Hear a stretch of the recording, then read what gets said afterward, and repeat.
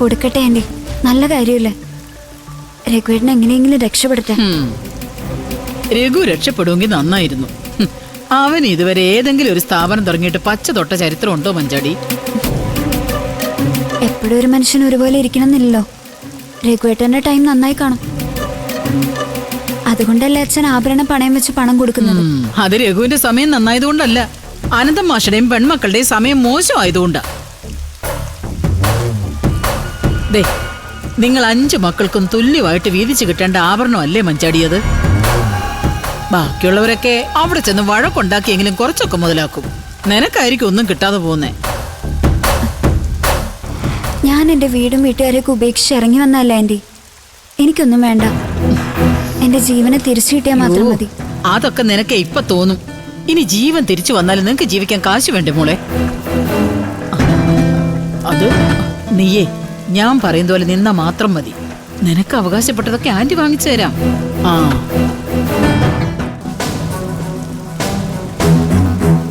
ചേച്ചി, ചായ. ആ ഇത്രയും വേഗം ചായ ഉണ്ടാക്കിയോ രജനി? ഫ്ലാസ്കില് പാല് തിളപ്പിച്ചു വെച്ചതും ഉണ്ടായിരുന്നു. ആന്റി ചായ കുടിക്ക്. അമ്മ ഇനി ഇവിടെ ഇരിക്കെ. ആ അല്ല, ഞാൻ മഞ്ചാടിയോട് പറയുമായിരുന്നു, ഒരാവേശത്തിന് ജീവന്റെ കൂടെ ഇറങ്ങിപ്പോന്നെങ്കിലും സ്വന്തം കുടുംബത്തെ പാടെ അങ്ങ് മറന്നു കളയരുതെന്ന്. അല്ല, അച്ഛനും മകളെ അങ്ങനെ ഉപേക്ഷിച്ച് കളയാൻ കഴിയില്ലെങ്കിലും ബാക്കിയുള്ളവർ അങ്ങനെ ആയിരിക്കണമെന്നില്ല. ഒരാൾ ഒഴിഞ്ഞു കിട്ടിയ ആ ഷെയർ കൂടി തട്ടിയെടുക്കാൻ ശ്രമിക്കുന്നവരാ പലരും. അല്ല, അവർക്ക് വേണ്ടി മഞ്ചാടിയൊന്നും വിട്ടുകൊടുക്കേണ്ട കാര്യമില്ലല്ലോ. അല്ല, കിട്ടാനുള്ളതേ ചോദിച്ചു തന്നെ വാങ്ങണം. അപ്പോഴേ ആ കുടുംബത്തിൽ ഇവൾക്കൊരു വിലയുണ്ടാവും. അതിനുള്ള ധൈര്യം നിങ്ങളും കൂടിയാ മഞ്ചാടിക്ക് കൊടുക്കേണ്ടത്. ഞങ്ങളിപ്പോ അതൊന്നും ചിന്തിക്കാനുള്ള അവസ്ഥയിലല്ല സുശീലേ. എന്റെ മകനും മഞ്ചാടി മോക്കും ജീവിക്കാനുള്ള വകയൊക്കെ ഞങ്ങൾ ഉണ്ടാക്കി വെച്ചിട്ടുണ്ട്. സുശീല അത് മാഷോട് പറയുന്നത് കേട്ടല്ലോ. ജീവനെ കാണാതായതിന് പിന്നിൽ സച്ചിസാറിന്റെ മകനും ദാസാറുമാണെന്ന്. അതെ, ആ സമയത്ത് കൂടുതലൊന്നും അതേക്കുറിച്ച് ഞങ്ങൾക്ക് ചോദിക്കാൻ പറ്റിയില്ല. സത്യത്തെ അവർക്ക് എന്താ ഇതിലുള്ള പങ്ക്? അല്ല അത് അല്ല അതൊക്കെ അനന്തമാഷ മനസ്സിലായിട്ടുണ്ട്. അദ്ദേഹം അത് അന്വേഷിച്ച് കണ്ടുപിടിക്കുകയും ചെയ്യും. ഇല്ല ആന്റി, അച്ഛൻ അതിലൊന്നും ഒരു വ്യക്തതയില്ല. അല്ലെങ്കിൽ അച്ഛൻ അന്വേഷിച്ചിട്ട് എന്ത് കണ്ടെത്താനാ? പോലീസല്ലേ അന്വേഷിക്കേണ്ടത്. അന്ന് സച്ചി സാറിന്റെ വീട്ടിലേക്ക് എന്നെ പറഞ്ഞു വിട്ടതും അവിടെ വന്ന് എന്നെ തിരിച്ചു വിളിച്ചതും ആന്റിയാ. അതിന്ന് ഒരു കാര്യം എനിക്ക് വ്യക്തമായി. ജീവന്റെ മിസ്സിങ്ങിനെ കുറിച്ച് ഗോകുലേട്ടനറിയാം. സുശീല ആന്റി പറഞ്ഞിട്ടാ ജീവനെ തുരുത്തിന്ന് ഇറക്കിക്കൊണ്ട് വന്നേന്ന് പറഞ്ഞ ആസിഫിനെ ഇപ്പൊ കാണാനുമില്ല. അവനാ പറഞ്ഞത് കല്ല് വെച്ച നുണയാ മഞ്ചാടി. അതല്ലേ ഞാൻ സംസാരിച്ചു തുടങ്ങിയപ്പോ അവൻ അങ്ങ് മുങ്ങിയത്. അപ്പൊ ഇതിന്റെ ഇടയിൽ എന്തൊക്കെയോ കളി നടക്കുന്നുണ്ടെന്ന് തോന്നുന്നു. സത്യമല്ലേ സുശീലേ? അത് ശരി തന്നെയാ. ആരെങ്കിലുമൊക്കെ കളിക്കാതെ സംഭവങ്ങൾ ഇങ്ങനെയൊക്കെ മാറി മറിയുവോ? അല്ല, ആ ആസിഫിനെ പിടിച്ചാ കുറെ കാര്യങ്ങളൊക്കെ പുറത്തു വരുമെന്നാ എനിക്ക് തോന്നുന്നത്. ആസിഫിനെ ഉടനെ പിടിക്കും ആന്റി. അതിന്റെ പുറകെ ആരൊക്കെ പിടിയിലാവുന്ന് അത് മാത്രം ഇനി നോക്കിയാ മതി.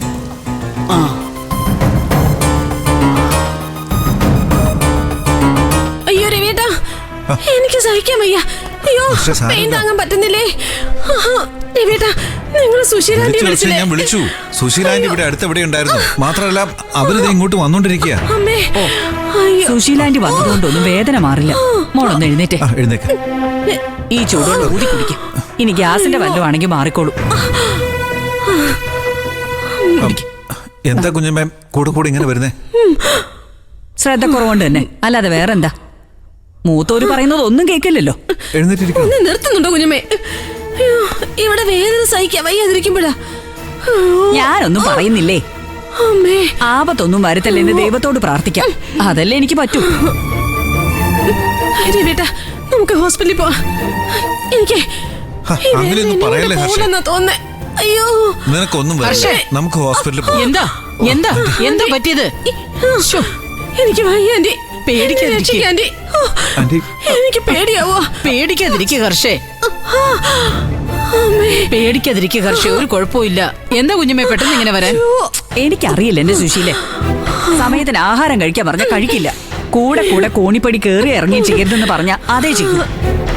അല്ല, ഇനി കാല് തെറ്റി വല്ലോട്ടും വീണിട്ട് പറയാതിരിക്കുന്നതാണോന്ന് ആർക്കറിയാണോ? അയ്യോ, അങ്ങനെ വല്ലതും സംഭവിച്ച ഹർഷ?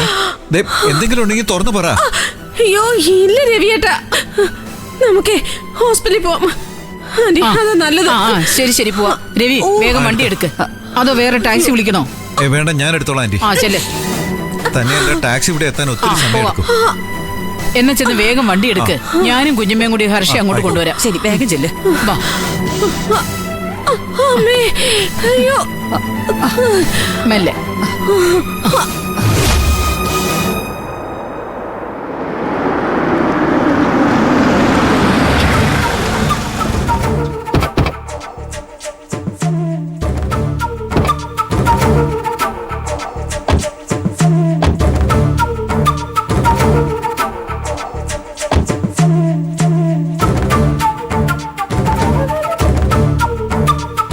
അമ്പിളി ചേച്ചി രഘുവേട്ടനും അനുചേച്ചിയും കൊണ്ടാണല്ലോ വരുന്നത്.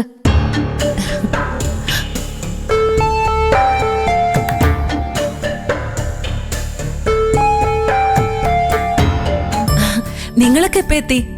എന്നെ വിളിക്കുന്നതിന് മുമ്പ് അച്ഛൻ നിങ്ങളെ വിളിച്ചു കാണും അല്ലേ? ഞങ്ങളെ അച്ഛൻ വിളിച്ചിട്ടൊന്നുമില്ല. ചേച്ചിയോട് അച്ഛൻ എന്തിനാ വരാൻ പറഞ്ഞ? അതൊക്കെ ഇനി അച്ഛൻ തന്നെ പറയട്ടെ.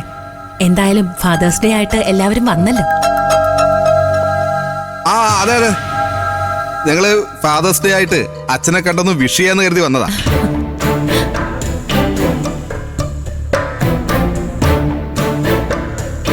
പിന്നെ രഘുവേട്ടനെ ഒന്ന് കാണണമായിരുന്നു. രഘുവേട്ടനും അമ്പിളി ചേച്ചിക്കും ഞങ്ങളോട് ഇപ്പോഴും ദേഷ്യാണെന്ന് തോന്നുന്നു. നിന്റെ തൊലിക്കട്ടി സമ്മതിച്ചിരിക്കുന്നു വിനയ. ഇന്നലെ അത്രയും കാണിച്ചിട്ടും ഇന്ന് ഇവിടെ വന്ന് ഞങ്ങളുടെ മുന്നിൽ ഇങ്ങനെയൊക്കെ പറയാൻ നിന്നെ കൊണ്ടേ പറ്റൂ.